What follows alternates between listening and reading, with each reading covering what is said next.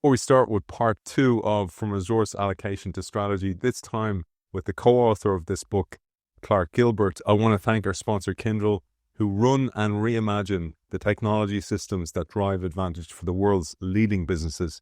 With a unique blend of AI-powered consulting built on unmatched managed service capability, Kyndryl helps leaders harness the power of technology for smarter decisions, faster innovation, and a lasting competitive edge. You can find Kyndryl at Kyndryl, Kyndryl.com. Our guest's purpose in writing this book is twofold. First, to describe the process by which theory is built using an example of the 35 years of research that commenced with Joe Bauer's 1970 model of the resource allocation process that we talked about in part one. Second, is to familiarize the audience with a series of important findings concerning the management of strategic process that enable researchers to think about the model in new ways. He and his co-author hopes that the pattern of research process presented here might provide a common language that helps us to visualize independently derived insights on the resource allocation process. This episode is from the book that he co-authored called Anomaly Seeking Research, 30 Years of Development in Resource Allocation Theory, which he co-authored with his great friend and a gent that we did an entire series on, the great Clayton Christensen.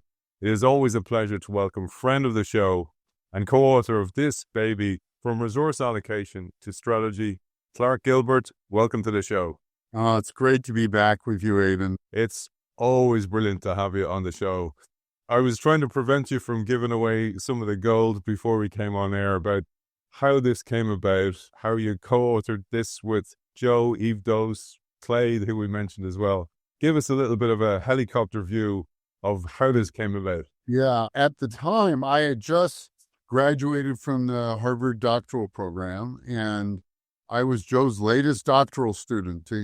We started looking at all of Joe's doctoral students, and over about a 15-year period, almost every other year, Joe's doctoral students had won the best paper in the Academy of Management. How could one person, Joe Bauer, have so many students who built their whole careers over research under Joe's instruction and have so many of them be recognized? Tomo Noda, Tom Eisenman, Don Sol, me, Clay Christensen. It was just back to back to back. And, you know, some of us would like to think, well, it's because Joe had really smart doctoral students, but I think there was something to the pattern.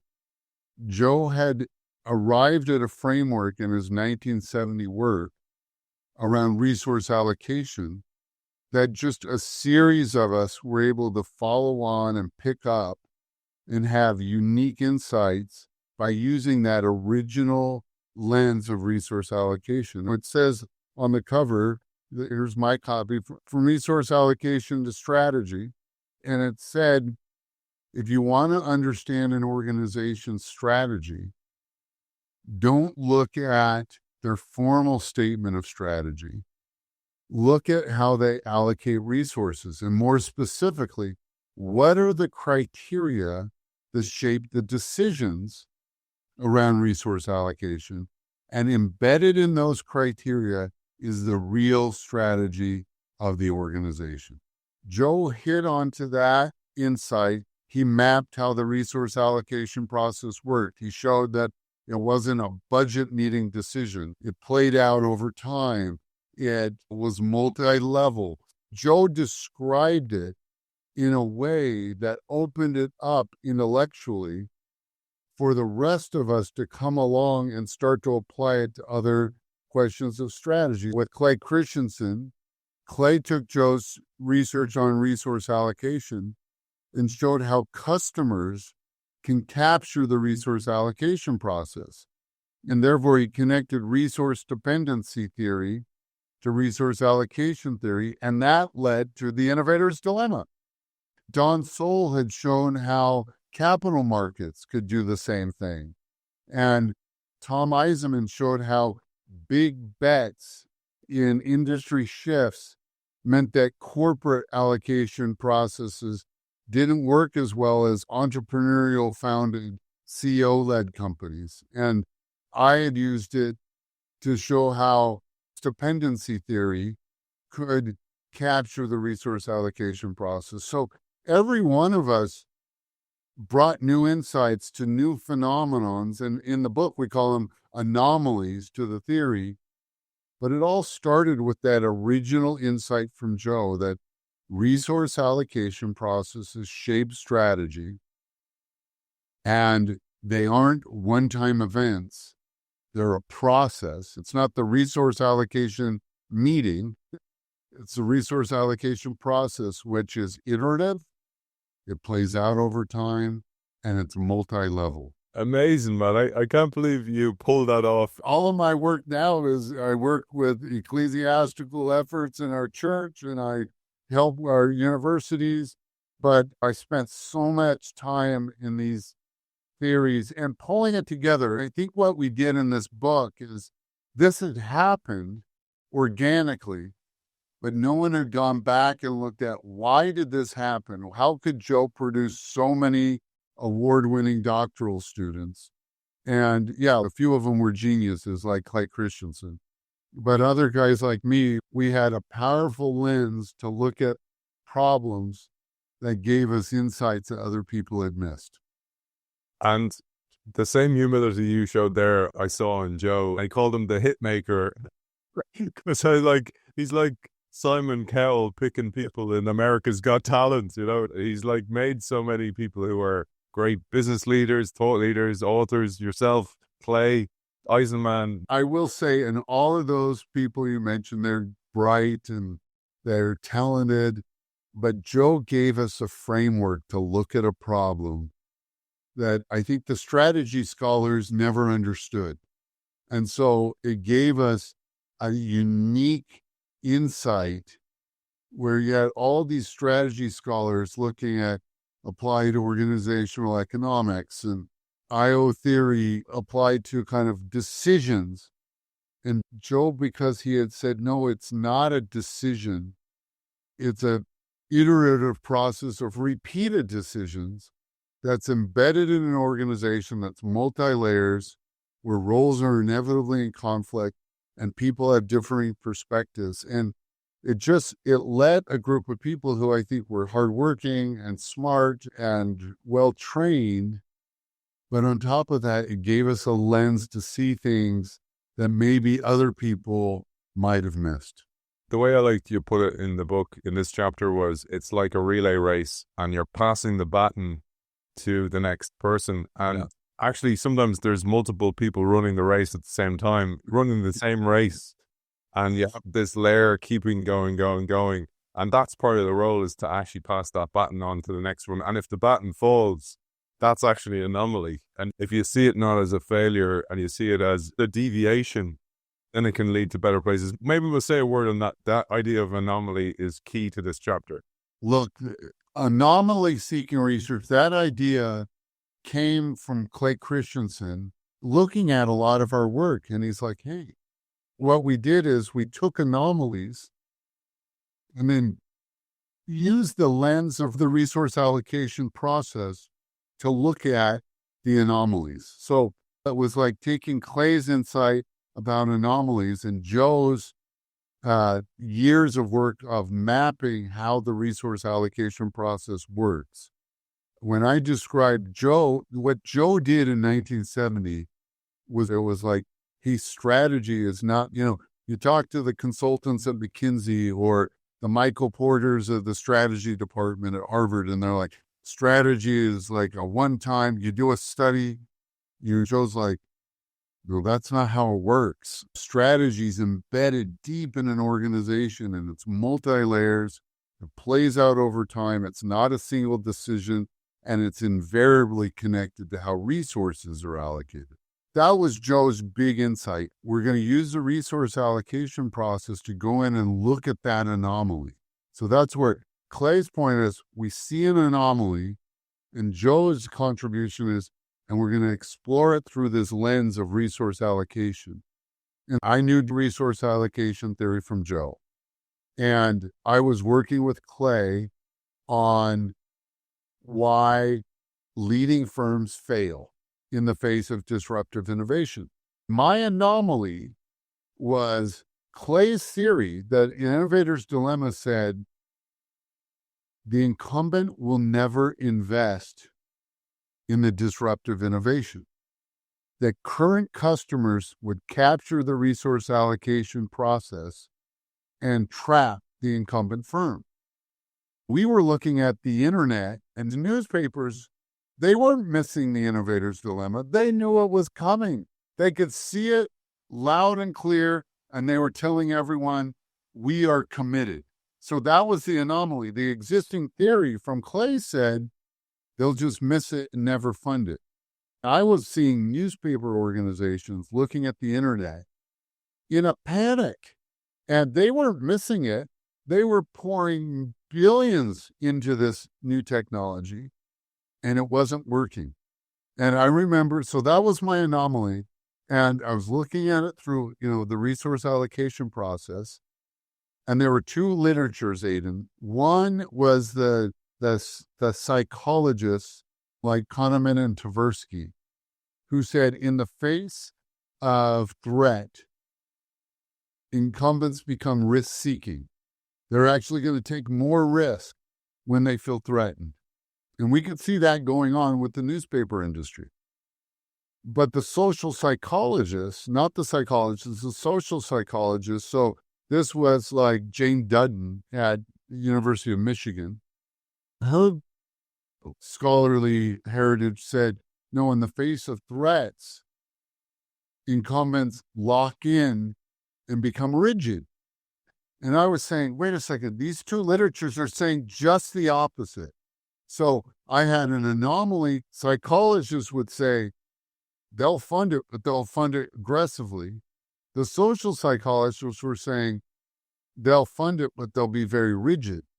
And I was like, okay, none of these theories explains what's really happening. And I remember I was sitting in a doctoral seminar with Clay and Joe, and we were reading the literature on Kahneman and Tversky and risk-seeking in threat. And all of a sudden I said, wait a second. They're talking about different things. Kahneman and Tversky see risk as willingness to spend. And Dutton and Jackson and their colleagues saw risk as a willingness to change underlying routines. And right there that day, I said, these literatures aren't in conflict. They're measuring different constructs. And threat is creating risk-seeking in spending, but it's creating risk rigidity in routines. And that's what led to my routine versus resource rigidity. And suddenly I was sitting in the doctoral seminar. I hadn't even collected my data yet. And I'm like, any idiot from this point on is going to find something really compelling in this data. And it was my eureka moment. And I knew I didn't have to be as smart as Clay or anyone else because I'd stumbled into an anomaly and there was a theoretical way to explain what was going on. And that was my eureka moment, but Clay had it with resource dependency. That led to the Innovator's Dilemma.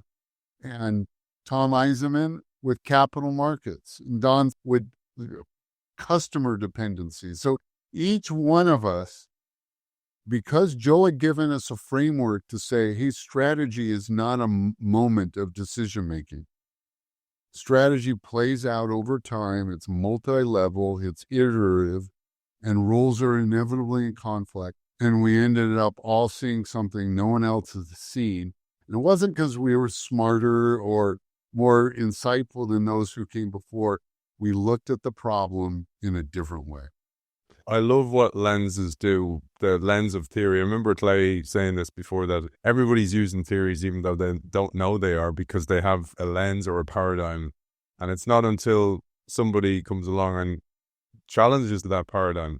This is what you talk about in this chapter, that this is the Thomas Kuhn stuff. This is people coming at it from a different ways. And usually it's an outsider. Yeah.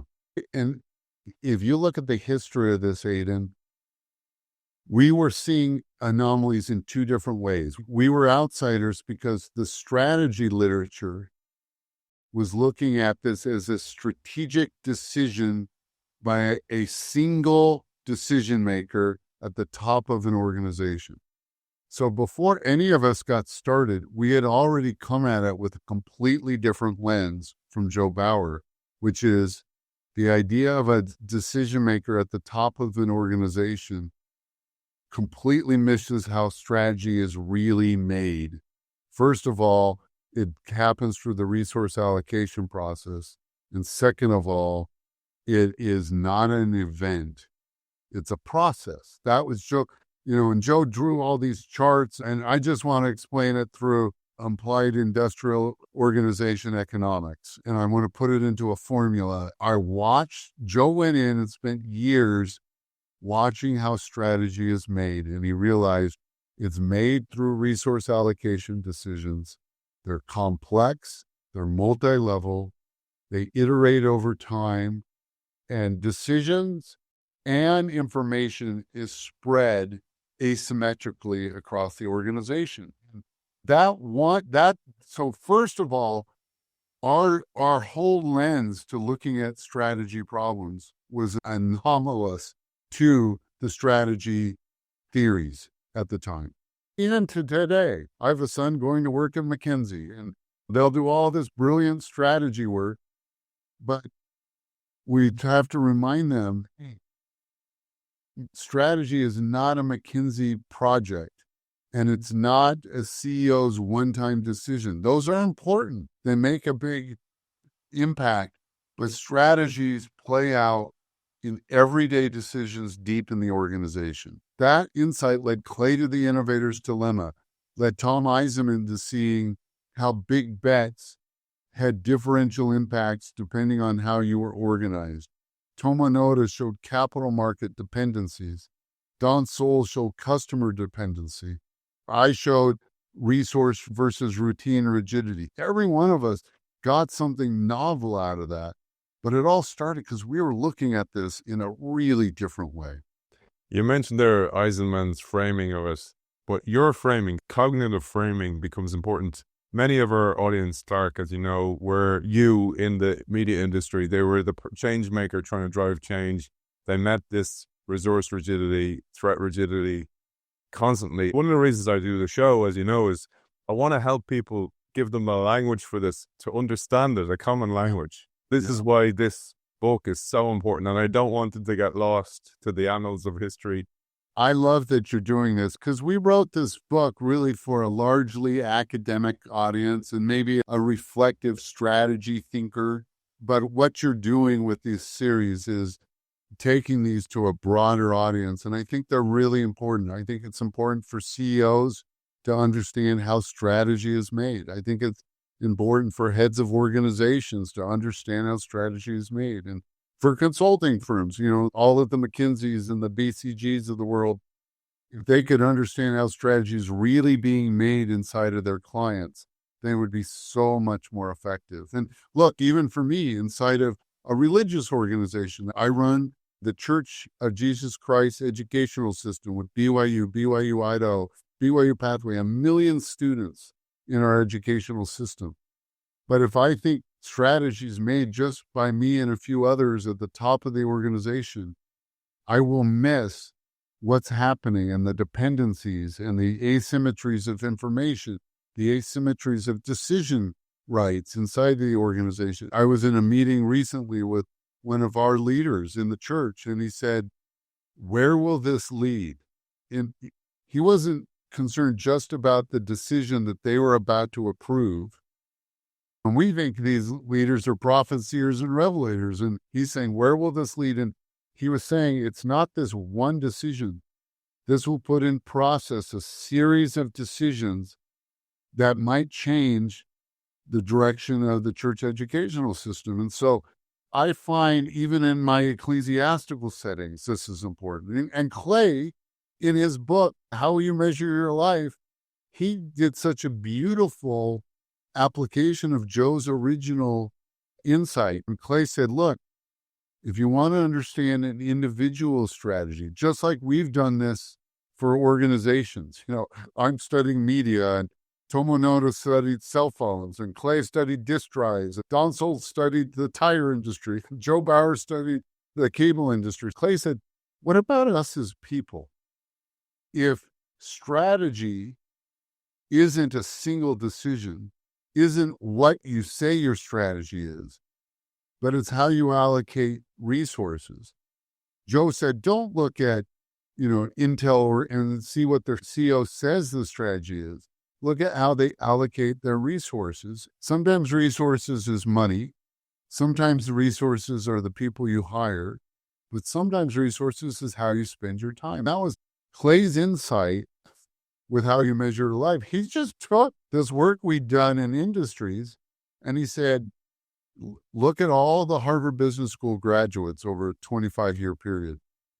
None of them starts out and says, my strategy is in 15 years, in 20 years, I'm going to be estranged from my wife, have no relationship with my children, be filthy rich and miserable. No one started with that. Maybe there are a few crazies, but most people didn't say that. But Clay said the resource allocation process for individuals cause them to every day, if their criteria is, I'm going to do what makes me feel accomplished and successful. In the short term, that means I miss my daughter's soccer game. I miss our anniversary. I'm up late. I take another flight on the weekend because it's making me feel like I'm successful. The cumulative pattern of those decisions causes people to drift away from what they would have said was a real strategy. But the actualized strategy came from these everyday decisions that played out over time. Joe's students have used that original theory around resource allocation to drive insight to industry evolution and insight into human behavior and what really makes people have successful families and successful lives. I'm so glad you said that, man. I was only thinking about this during the week about my own allocation of time. One of the things I did, so I live in Ireland, which is famous for alcohol. Unfortunately, I don't drink. And one of the reasons people ask me why I don't drink, and I was like, I have so few weekends, if you think about it, with my children for before they're 18, and they don't want anything more to do with me. Certainly not for the whole weekend. And I was like, and if you're going out on a Friday or you're having a few glasses of wine, you're not yourself on the Saturday. You're not real you, and you're not certainly not whole present. And then a guy I had on the show, you probably know Paul Nunez, who wrote the book Jumping the S-Curve. He said in that book, he was a massive Hemingway scholar, and he wrote that there's that book, The Sun Also Rises. There's a quote where it says, how did you go bankrupt? Slowly, then quickly. And it's this kind of slow drift towards wherever you're going, but it depends on the decision. And I'm coming back to the book here because one of the decisions Joe talked about in part one was, take, for example, Opel, the company in Germany, and the case study of that the decision did come from on top, where this local guy was asked by his boss, what are you going to do about the East German market? And that was it. And then he took action. And I'd love you to riff on that a little bit, Clark. It's so funny you brought up the Opel case. I remember doing that case and just being livid. I'm like, why is this middle manager in East Germany setting strategy for the entire global General Motors organization? I'm like, this is crazy. Joe wasn't saying it's good or bad. He was just saying that's where decisions are made. And if you understood this about everyday decisions deep in an organization, then you can actually start to shape strategy. Some people would read Joe in that Opel case and think it's deterministic and that it takes away the agency of the senior leadership. But the fact that decisions are dispersed, information spread across multiple levels, and these decisions iterate over time, they don't take away the power of senior leadership, but they should shape how senior leaders create and manage strategy. I remember Clay did another case study where a middle manager deep inside of GM, a country area manager, is shaping corporate strategy for the whole organization. I was like, as a student, when I read that, I'm like, this is crazy. I'd worked in strategy consulting. I thought all decisions are made by the CEO and the consulting firm. And then, you study Joe Bauer enough and you see this happens everywhere. And at first I was frustrated and mad. And then I realized, no, this means if a CEO is cognizant of that, he can shape the context. One of the things Joe says, and we highlight in the book, ex ante, beforehand, it's impossible to know which decisions are strategic and which ones aren't. And that's what was maddening in the Opel case. You didn't know when you opened up the factory in East Germany that you were changing the very heart of corporate strategy in General Motors. But if you know this can happen, then you can, two things. One is you can create the context that shapes strategy. And two, you know where and how to intervene.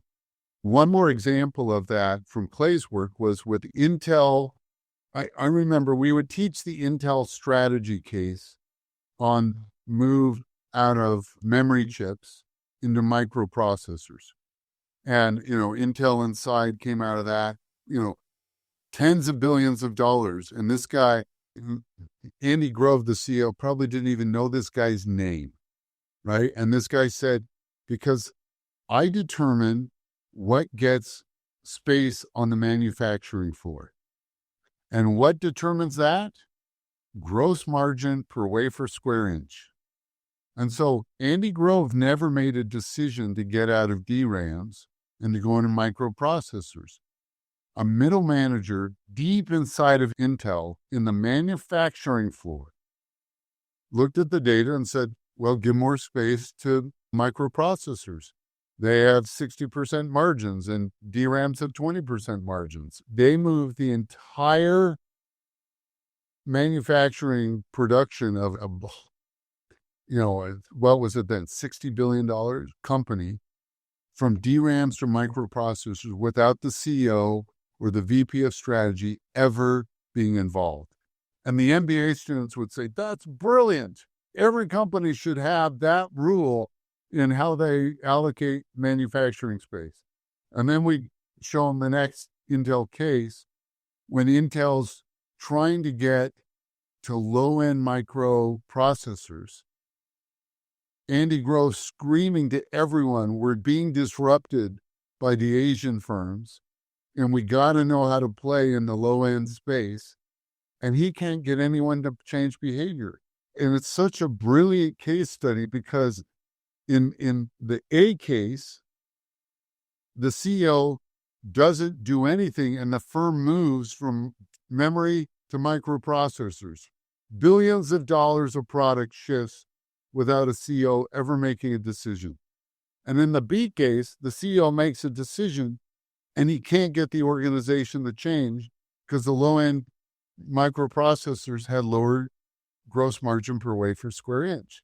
The MBA students thought that was a brilliant rule, and they should have said, no, it's just a rule. And it will lead you to one place or it will keep you from going to another place. And so Joe wasn't deterministic, Aidan. He said, senior management needs to be aware that decisions are happening like that deep in an organization. And then they need to lean in deeper in the organization when those come up, because you can't anticipate all of them. You have to manage the context around decision-making. And, I found this with what we did to create BYU Pathway at BYU Idaho. BYU Pathway today has over 80,000 students in almost 200 countries. But early on, I couldn't get anyone at BYU to work on the curriculum because they thought we started with certificates. And BYU Idaho is like a certificate. That's beneath us. We're focused on bachelor's degrees.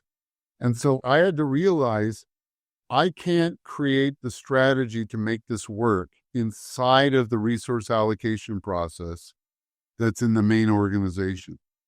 So the reason we created, in disruptive technology, you create a separate group isn't because they're more creative or more innovative. It's the only way to get outside of the existing resource allocation process. And I had to create an organization who said, we love certificate education. Give me a job skill certificate. That's the highest and best use of my time and talent. And I'm going to work on that all the time. And so it wasn't that I wrote a brilliant strategy for BYU Pathway. I created a new context where a different resource allocation process could be built, who valued the new product, in this case, certificates for first generation and low income students. And because we created that new context, suddenly it could thrive and grow.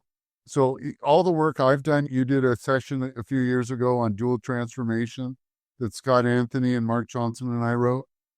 All of that was simply an application of Joe Bauer's resource allocation theory, and said to create the new context for the dual transformation, you needed to be able to allocate resources in different settings with a different resource allocation process. So it's amazing, like all of these scholarly insights and all this academic insight that's come, it still goes back to Joe Bauer's original observations about how strategy is really made in organizations.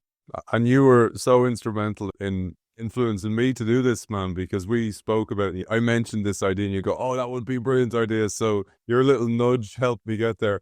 I'm currently still recording a series with Gary Hamel, who you know, and I've covered all Gary's tome of work and I'm on the last book. But he had a great line that you reminded me of there, where you created the right conditions for people to nudge towards the decisions you want, to the resource allocation that you want. He said, you can't bottle lightning, but you can build a lightning rod. That's beautiful. Gravitational pull towards the direction you want people in. But I wanted to lean into a couple of things, Clark, and things that you would have seen in industry. So when you were working in media transformation, in newspapers, I also worked in media, had a decade-long career there. Some of the decisions made that was so hard to explain to the organization. So giving access to your content to Google and Facebook to drive your page impressions up, so access to your sites. One of the biggest challenges I had as the digital guy was digital dimes versus analog dollars. So that real paradox. And then the sales guys had so much of the power. It didn't matter about strategy. It was all about sales, because they were given the money, despite the iceberg melting and them actually turning up the heat. Well, I love this because I lived it. It was one thing for me to write this, this book where I'm looking at all these theories with Joe Bauer. It was another thing when I had to do it in practice.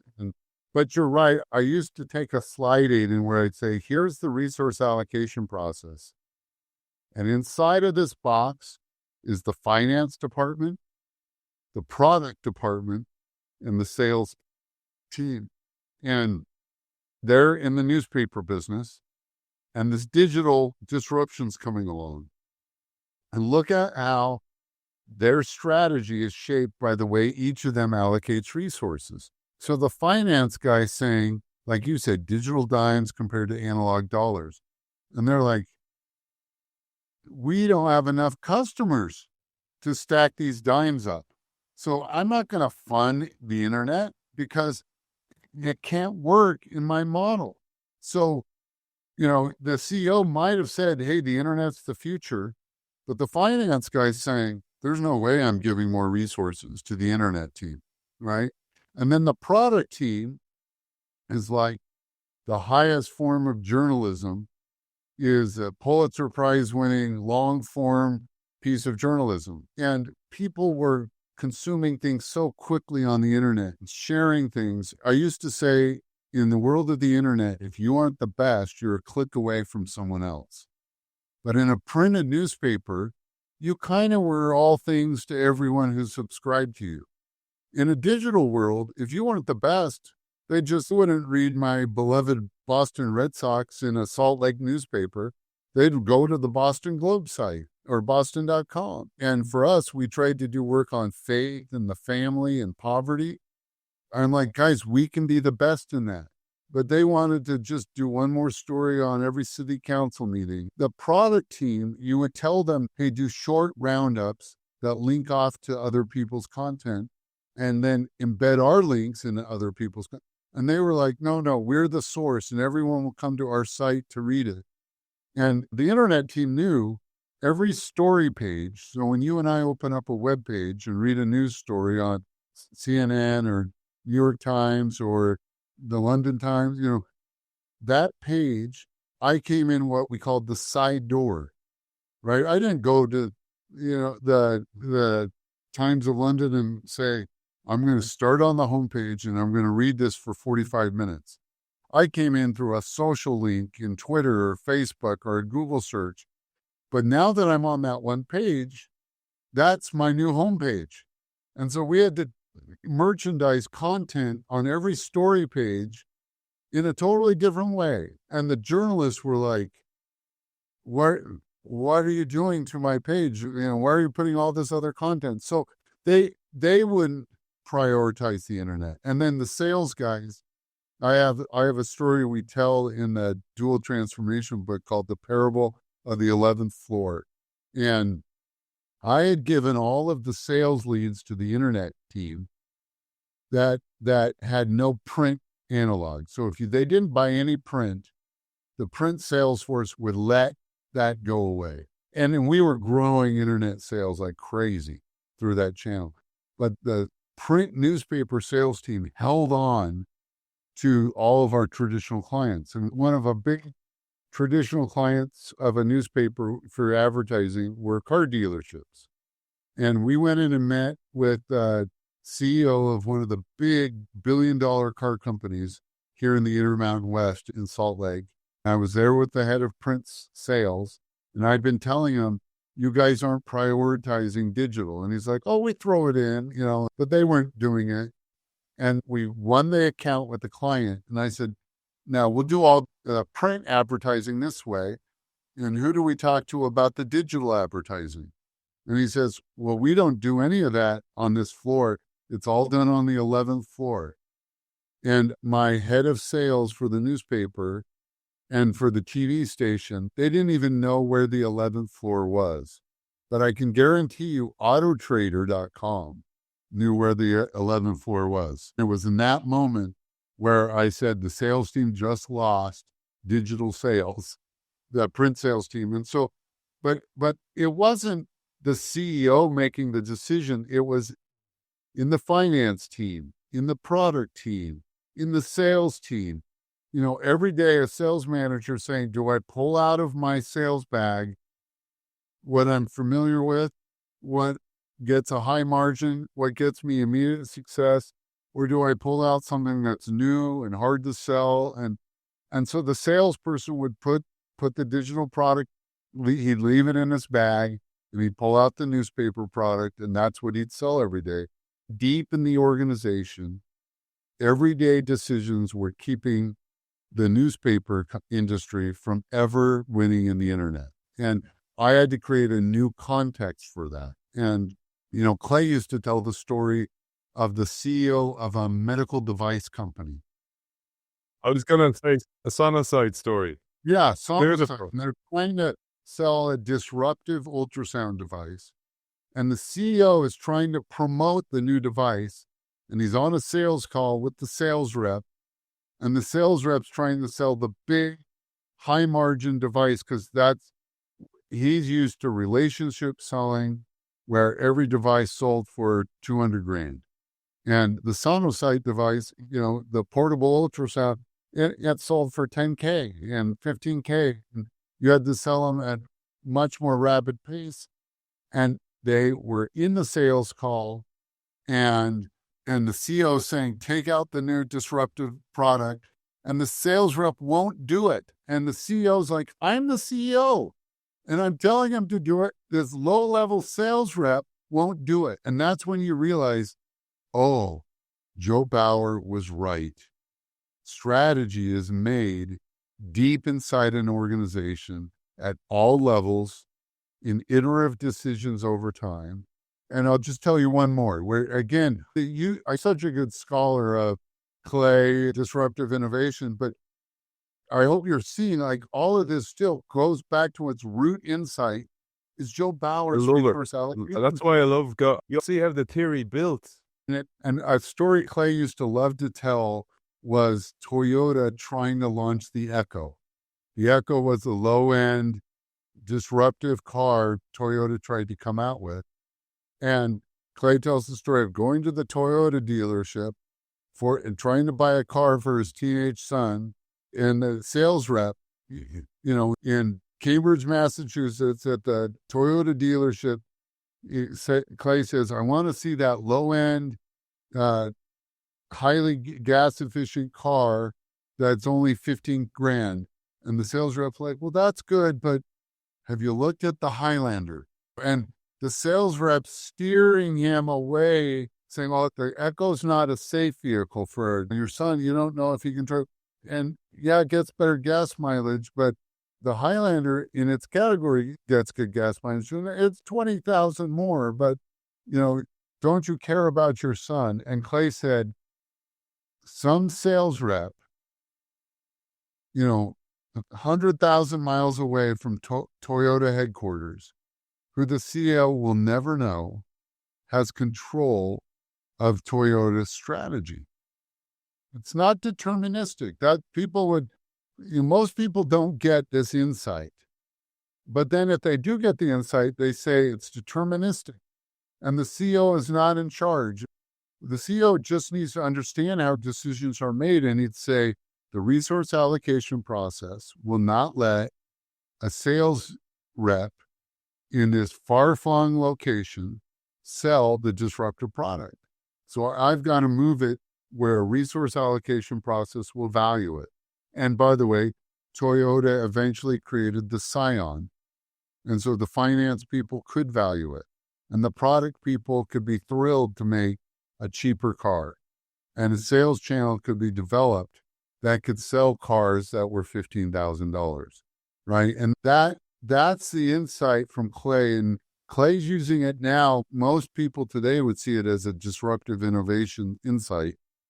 But the deeper phenomena is resource allocation theory and how it shapes strategy. I wanted to share, Miles, I shared it with Joe as well. I made this image using ChatGPT, but where you stand depends on where you sit is the main finding Rufus Miles.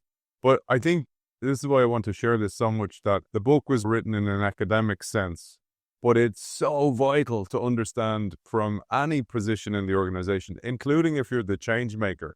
When I worked in media, I studied Desiree News because you guys were having so much success. And I wanted to ask, that same problem that they had in Sonasite, the same problem you had with the 11th floor, how did you solve it? Because how do you get somebody to sell the Echo when they can sell the Highlander and get an extra 10% on 20K uplift? And I was wondering as well, I don't know if you know, I interviewed Matt Christensen here in Ireland. I was like, I don't think he would have fit in an Echo. That's right. Well, Aidan, the answer is, you don't solve it. You create a new context where a new resource allocation process can be built, because it will never make sense. You're asking someone to do something that defies all logic.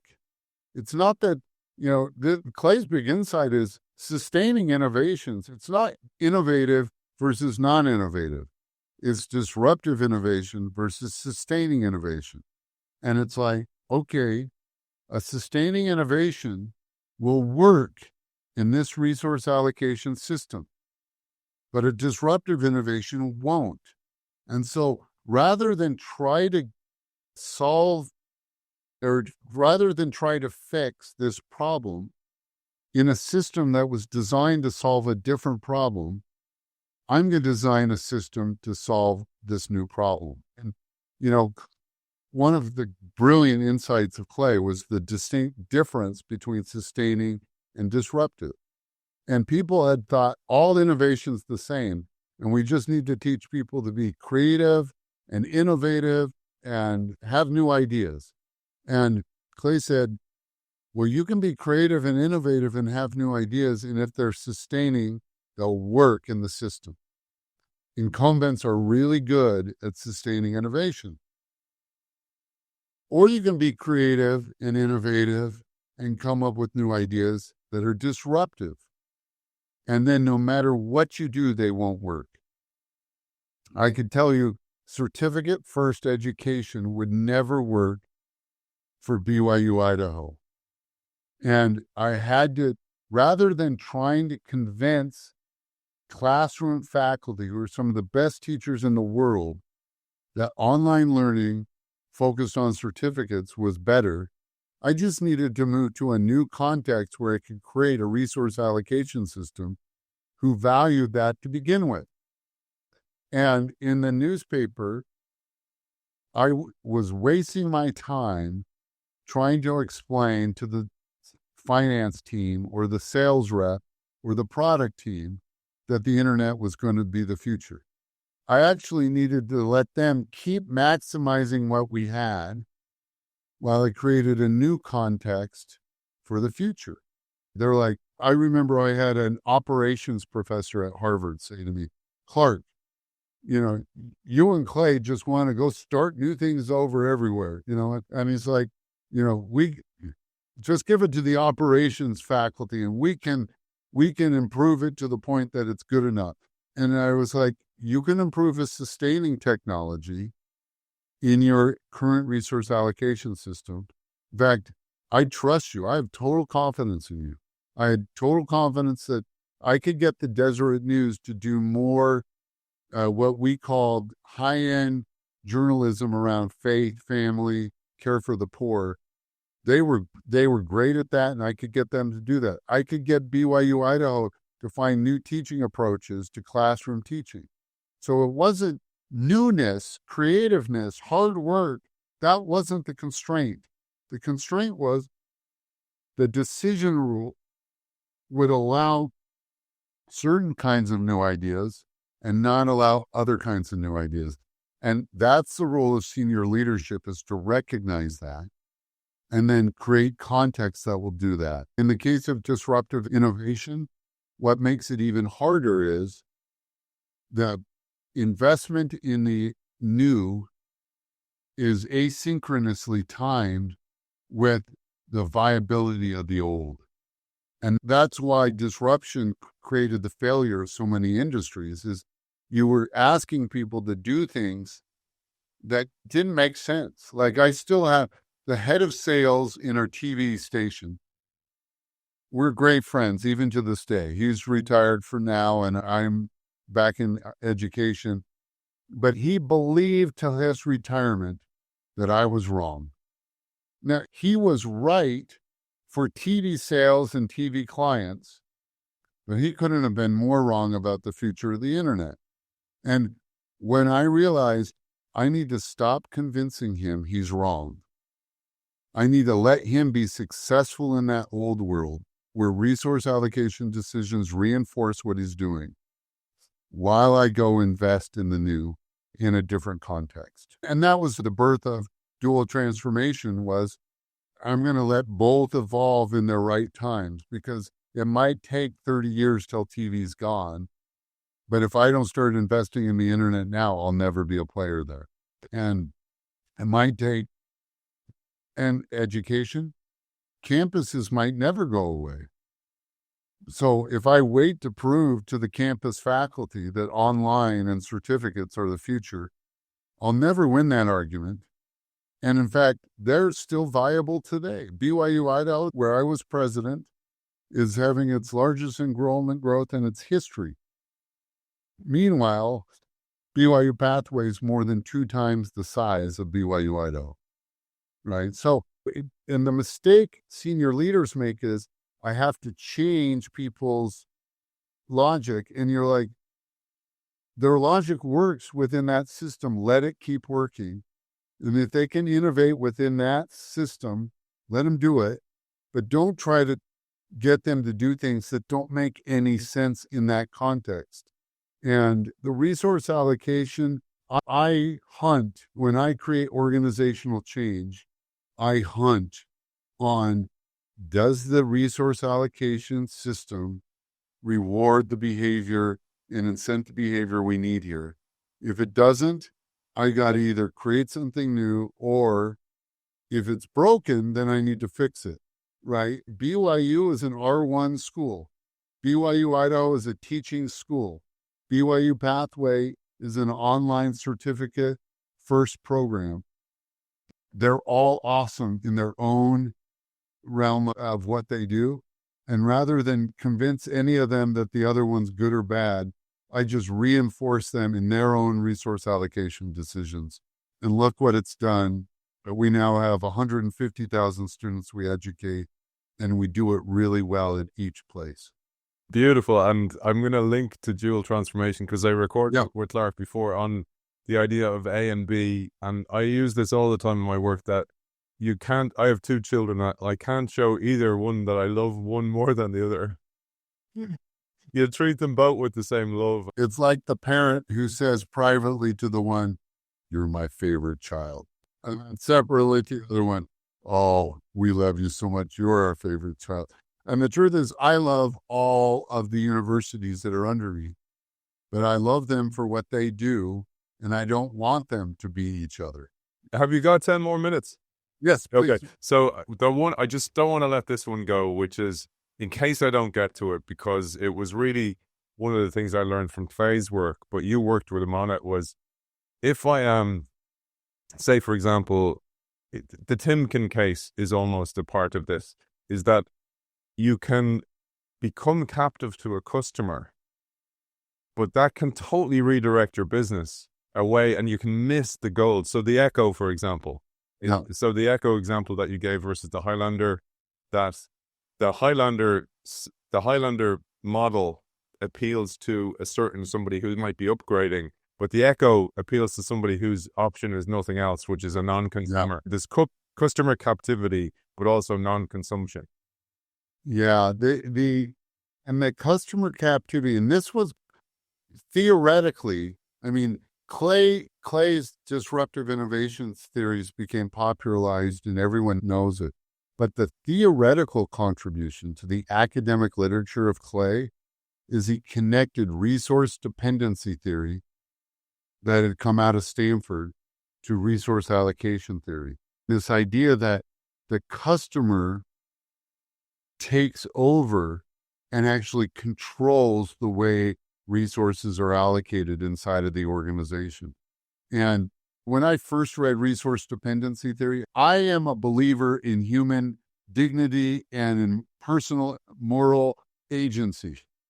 So when I see things that look deterministic or Skinnerian behavioral, like, Skinner's like, well, humans are just like birds and rabbits that we can control and test. And it used to make me mad when I read resource dependency theory that, they had looked at institutions and who funded them, and that academic institutions were beholden to the funding sources for their strategy. And I was like, well, yeah, but if I'm a president of a university, I want to take the university where I want to go. And Clay showed that how a customer outside of the firm can capture the resource allocation process and really control the strategy of the firm.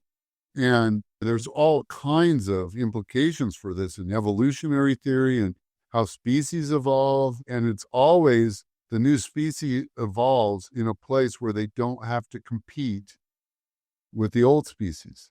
And probably the old species is most fit for that environment. And when the world changes, it usually changes at the boundary.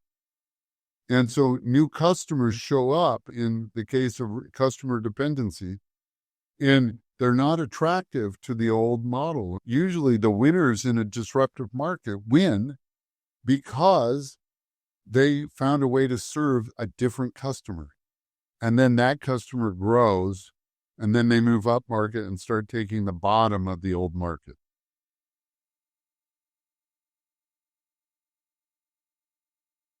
Brilliant. And I mentioned non-consumption as well, which is a key concept to understand within the family of Yeah. the theories. Yeah. Well, look, the industries I've spent so much time in news, like I lived in Boston for 10 years and I could never read the news of my beloved BYU Cougar sports in the Boston Globe. And the internet came along and I up until that point, I'd been a non-consumer of the Deseret News. And suddenly I could read about BYU athletics every single day. I'm a daily consumer of the Deseret News. So it's a new consumption use case. But the Deseret News is still covering University of Utah sports and Utah State sports and the Utah Jazz and all, and if you live in Utah, that's great. But suddenly they opened up the diaspora of LDS people all over the world. And the Deseret News is reaching people in Africa and in the Philippines and in Boston. And they couldn't figure out why 70% of their traffic was around BYU athletics and so little from the other universities because they had suddenly reached a non-consuming market. In academia, students who go to a campus and pursue their degree rarely make up more than half of a population. But the universities can't see all the people who need to be educated, who can't come. And there's this huge non-consuming market. And for them to consume the model, just like the internet changed the way I could suddenly consume. But prior to the internet, you could mail me a newspaper, but it's too much money and too late and too difficult to get it. Suddenly, the new model changed the consumption behavior. And when we created online learning with certificates out of BYU, Idaho, suddenly people who could never go to college became consumers. Clay had that insight, but he had it because of what he learned from Joe Bauer about how resources are allocated. And Joe could have told Clay long before we had the phrase disruptive innovation, the current resource allocation process won't prioritize a consumer who doesn't exist. And you needed to create new contexts where this could actually work. I think the theory of disruption is one of the hallmark theories in the last 50 years in academic business scholarship. But I think few people realize it sits on the bedrock of resource allocation theory. Absolutely beautiful. I have loads more to ask you, but I'm not going to do that tonight because you put a beautiful little capstone on it. Beautifully, beautifully done. There's so much more. I just want to say Clark's work, Dual Transformation, along with his friends that he wrote that book, Scott Anthony, is an absolute gem of a book as well. And particularly the idea of framing it. And one of the reasons, Clark, I just wanted to so much share this is there's also people in the middle of the organization trying to drive change. And they're met by rigidity and they think it's the person, they blame the person. And what this work does is it gives you empathy to see Miles' law is at play, resource rigidity is at play, resource allocation process, and the theories at play.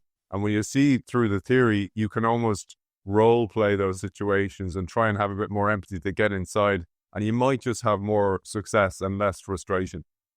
Yeah, and I like what you said, you could have more success because, yes, it will give you more empathy, but it will also tell you, I cannot be successful in this context. I used to tell online managers in newspapers, I'd say, where do you report? And if you have to go through the vertical functions of the legacy organization, it doesn't matter how smart you are or how hard you work, you cannot be successful in this resource allocation system. And so it would also give them the courage to say to their leadership, I need to be set up in a different context. And Aidan, I can't tell you how much I appreciate you doing this series. I think it's really important for academic reasons, but also for all of the practitioners who are trying to make good strategy and lead organizations. And you do such a good job of understanding the scholarship, but bringing it to the everyday leader in an organization. And it's always a delight to be with you. Always a delight to be with you. Author of From Resource Allocation to Strategy, along with the person we're celebrating, Joe Bauer. Clark Gilbert, thank you for joining us. Thank you. Nice one, brother. Great to be with you. Thanks once again to our sponsor, our benefactor, Kyndryl, who run and reimagine the technology systems that drive advantage for the world's leading businesses. With a unique blend of AI-powered consulting built on unmatched managed service capability, Kyndryl helps leaders harness the power of technology for smarter decisions, faster innovation, and a lasting competitive edge. You can find Kyndryl at kyndryl.com.